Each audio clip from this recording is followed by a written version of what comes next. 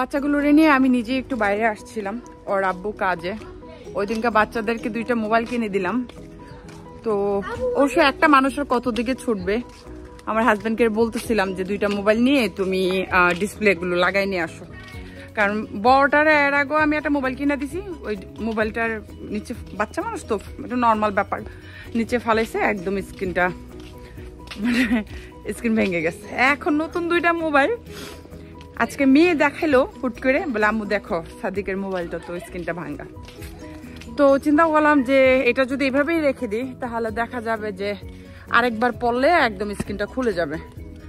তো ওর আব্বুর ওইটা আর আমি করলাম না, বাচ্চাদেরকে রেডি করাই নিয়ে দেন আমি বাইরে গিয়ে দোকান খোলা ছিল, 2টা ডিসপ্লে লাগিয়ে দিলাম। এবার যত দিন যায়, মানে দামি আর কম দামি, মানে ওদেরকে কিনে দিয়ে কোনো লাভ নাই। দামিটাও কিনে দিয়ে দেখছি, কম দামি জিনিসগুলো তো একটু জানেন হাত থেকে, যেমন আমার আইফোন বা ওর বাবার আইফোন, মানে অনেকবার হাত থেকে ভাঙার পর, মানে ফেলার পরও কিন্তু ভাঙে নাই। আসো, বাট এইগুলো একটু কম দামি ফোন তো, এই স্ক্রিনগুলো এত ভালো না, হাত থেকে পড়লে এই ডিসপ্লেগুলো চলে যায়। তো যারাই বাচ্চাদের জন্য ফোন কিনবেন, ফোন কেনার সাথে সাথে একদম বাচ্চাদের ডিসপ্লে আর কভারটা লাগিয়ে দিবেন। আমার বাচ্চারা ফোনের কভারগুলো লাগায় রাখে না। কিছুদিন আগে অবশ্য আমার হাজবেন্ডের ফোন আইফোনের ছিল, মানে এইটার স্টিলের খাট, তো মেয়ে যেটা শোয় স্টিলের খাটের সাথেও একদম মোবাইলের ডিসপ্লেটা বাড়িয়ে দিছে, একদম ডিসপ্লেটা ভেঙে গেছে।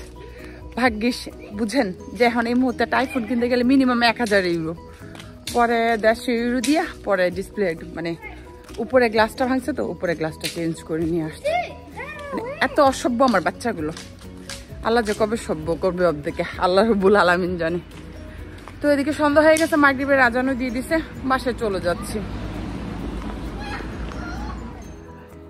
এইদিকে সকালবেলায় ঘুম থেকে আজকে উঠে বাচ্চাদের ছবি তুলতে চলে আসলাম, কারণ হলে গিয়ে ওদের পাসপোর্টে বাংলাদেশের, মানে কবে যাব সেটা এখনো প্রপারলি আমরা রেডি হইনি, বাট একটা প্ল্যান থাকে না মানুষের যে হ্যাঁ আমরা যেতে পারি। তো এরকমই আমাদের একটা প্ল্যান আছে, এই বছরের লাস্টের দিকে না হয় সামনের বছরের জানুয়ারির দিকে যাব। তো এই জন্য পাসপোর্টে ওদের ভিসা লাগান লাগবে বাংলাদেশে, যেহেতু এখন আমার বাচ্চাদের, আমার হাজব্যান্ডের সবারই ইটালিয়ান পাসপোর্ট, শুধু আমার বাদে। বাট আমার যে নাই, এই জন্য আমি হ্যাপি, কারণ এই যে এই ঝামেলাগুলো আমার লাগবে না। ওদের এখন মিলান গিয়ে নো ভিসা লাগিয়ে নিয়ে আসতে হবে পাসপোর্টে, এই জন্য বাচ্চারা এবং হাজব্যান্ডের ছবি তুলে নিল পাসপোর্ট সাইজের আর কি। তারপর হাজব্যান্ডকে নিয়ে চলে আসলাম চিকেন নেওয়ার জন্য। আর আমাদের এই দোকানটা আমার বাসার সামনে একদম হালাল, আর এখানে সপ্তাহে একদিন খাসির মাংসটা পাওয়া যায়। কিন্তু প্রথম যেদিন মানে আমি খাসির মাংস এনেছিলাম, এত মজা ছিল, আমি পুরো মাংসটা একদম ফ্রেশ, মানে নর্মালি রান্না করেছি, বাট কোনো গন্ধ কোনো কিছু পাইনি। পরবর্তীকালে খুশি হয়ে আমি প্রায় 3 কিলো একটা মানে খাসির মাংস নিয়ে আসছিলাম, কিন্তু খুবই বাজে ছিল মাংসটা। মানে অনেকক্ষণ মানে সিদ্ধ করার পর, লেবু পানি দিয়ে ধোয়ার পর, মানে অনেক কিছু করার পরও মাংসর কোনো মানে বাজে স্মেলটা যায় না, গন্ধটা থেকে গিয়েছিল। আর দ্বিতীয়ত মাংসটা প্রপারলি সিদ্ধ হচ্ছিল না। তো আজকে পাইলাম, আমার হাজব্যান্ডে জিজ্ঞাসা করলো যে নিবা কি নিবা না, আমি বললাম ওই দিনকার মতন যদি হয়। তারপর রিক্স, তারপর ওরা আবার মানে 1 কিলো করে বিক্রি করে না, মানে একটা সাইড পুরোটা আপনাকে নিতে হবে। তো কিছু করার নেই, তারপর 3.5 কিলো ছিল একটা রানের অংশ, ওইটা পুরাটাই নিয়ে আসছি। তারপরে আমি আবার নর্মালি হলুদের গুঁড়া বা জিরা, ধনিয়ার গুঁড়াগুলো আমি ইন্ডিয়ান শপ থেকে নিয়ে আসি, কিন্তু পাপরিকা পাউডারটা সবসময় আমি এই দোকান থেকে ইউজ করি, কারণ এটাতে তরকারি কালারটা অনেক বেশি সুন্দর হয়। মানে দেখবেন খেতে, দেখতে ভালো লাগলে তো খেতেও ভালো লাগবে, এমন একটা কথা আছে না। তো আমার কাছে মানে ওদের দোকানে পাপরিকা কালারটা অনেক বেশি ভালো লাগে।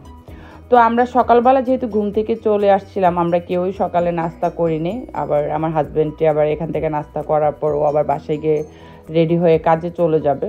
তো বাসায় গিয়ে কখন আবার ওর জন্য আমাকে আবার লাঞ্চ বক্সটা ওর জন্য তৈরি করতে হবে, কারণ দুপুরে যাই খাই, আমি যাই পারি বাসার থেকে এখন তৈরি করে দেওয়ার চেষ্টা করি।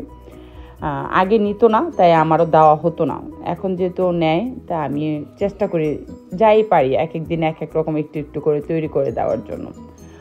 তো এখান থেকে ছেলে মেয়েকে নিয়ে বসে নাস্তাটা শেষ করে নিলাম। বাচ্চারা তেমন একটা কিছু খায়নি, আমরা দুজনেই আসলে খাওয়া দাওয়া করলাম। আর এখানকার বিস্কিট গুলো আমাদের দেশের মতন না।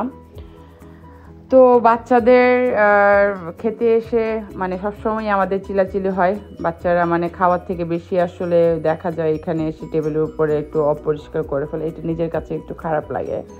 আর আমরা যেহেতু অলওয়েজ এই রেস্টুরেন্টে খাই, মানে সকালবেলা প্রায় আমাদের মাসে অন্তত 7-8 দিনে এখানে আমাদের সকালবেলা নাস্তাটা করা হয়, তাই ওরাও আমাদেরকে আসলে খুব ভালোভাবে চিনে।